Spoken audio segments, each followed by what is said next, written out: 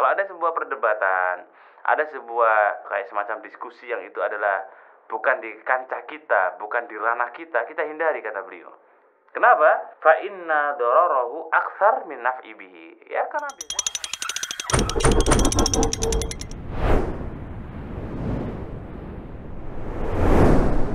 Bismillah.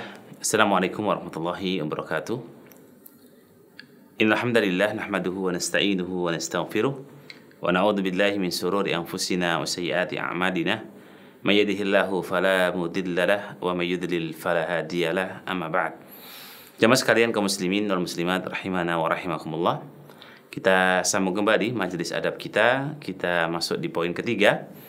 Salah satu di antara adab pelajar yang perlu diperhatikan adalah tidak suka untuk berdebat ketika ada permasalahan furu'iyah.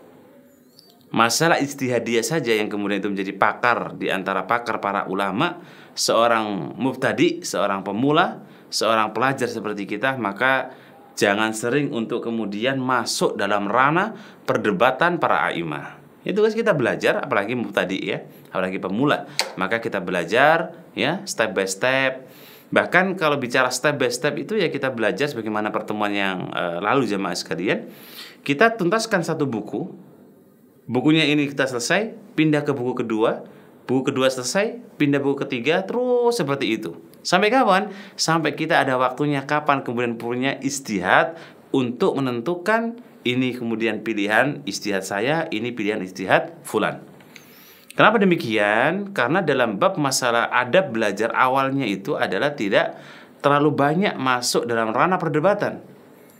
Makanya kita itu kadang-kadang dibikin heran ya dengan beberapa thalabul ilmi, para penuntut ilmu yang mungkin baru ya sebulan, ya 2 bulan, 5 bulan, setahun baru ngaji, tetapi masya Allah kadang-kadang ya perdebatannya sangat sengit, yang semua kadang-kadang kemudian dikomentari, yang itu kita kembalikan dalam sebuah kaidah. Kata al-Imam Ghazali rahimahullah ta'ala, beliau pernah menyebutkan falyahdhar minhu, ya, hal-hal seperti itu hendaknya dihindari gitu loh. Kalau ada sebuah perdebatan, ada sebuah kayak semacam diskusi yang itu adalah bukan di kancah kita, bukan di ranah kita, kita hindari, kata beliau. Kenapa? Fa inna dararahu aktsar min naf'i bihi. Ya karena bisa jadi manfaatnya itu sedikit, tetapi justru bahayanya lebih gede. Ya contoh nih, misalnya ada orang debat ya, sama-sama thalabul ilmi, sama-sama baru ngaji setahun, 2 tahun, 3 tahun. Perdebatannya masya Allah ya kencang sekali. Sampai kemudian muncul statement, Anda bukan kelompok saya, Anda tidak kelompok saya, Anda bukan golongan saya. Sedangkan para ulama yang sudah belajar terkait dengan masalah ikhtilafiyah, ya, perdebatan-perdebatan yang ada mungkin sudah hampir puluhan tahun, ada yang mungkin 20 tahun, ada yang 50 tahun, mereka adem-adem ayem, ya. Makanya kaidah sebuah yang menyebutkan bahwa bisa jadi kita itu kalau berdebat dengan orang yang kita nggak tahu kapasitas ilmu yang pas, itu bukannya kebaikan yang kita dapat, tapi madharat. Nah, madharat inilah yang kemudian bisa membahayakan bagaimana syiar Islam. Tanpa kita sadari jamaah sekalian rahimakumullah, para thalabul ilmi yang sedang jidal atau debat yang tidak ranahnya sebenarnya.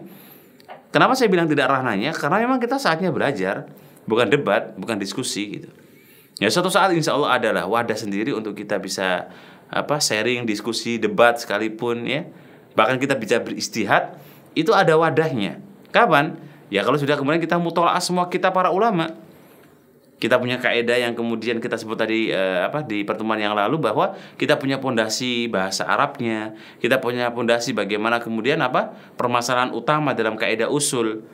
Nah, kalau ini sudah kuat dari mulai kemudian pondasinya, kemudian mulai dari cabangnya, kemudian mulai dari rantingnya, atasnya dan sebagainya, kita itu enak gitu loh.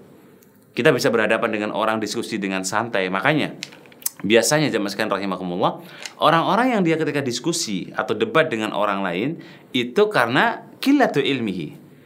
Mungkin kapasitas ilmunya itu yang mungkin cetek gitu ya, pas-pasan. Dan ini yang berbahaya. Ya, bahayanya umat akhir zaman, mereka banyak debat, banyak diskusi, dan itu bukan ranahnya, tetapi kemudian bisa dikonsumsi oleh semua publik.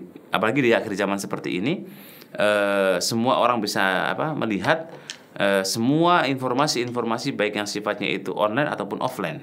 Ya, dan semoga Allah Ta'ala mudahkan kita semua dalam belajar dan diberikan oleh Allah Ta'ala dalam memahami setiap kondisi dan sikon. Ya, kapan kita komentar, kapan kita berhenti, kapan kita belajar, kapan kita kemudian mungkin komentar, ya. Dan ini menjadi salah satu adab seorang thalabul ilmi yang bagus. Ya, semoga ada manfaatnya. Wallahu a'lam bishawab.